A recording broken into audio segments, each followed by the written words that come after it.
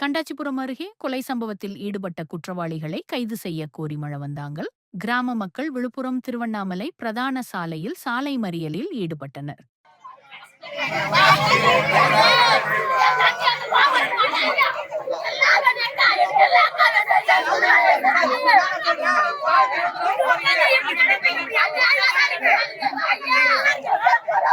கண்டாச்சிபுரம் அடுத்த மழவந்தாங்கல் கிராமத்தில் நடைபெற்ற கொலை சம்பவம் குறித்து கோட்டகுப்பம் டிஎஸ்பி ரூபன் குமார் நேரில் ஆய்வு.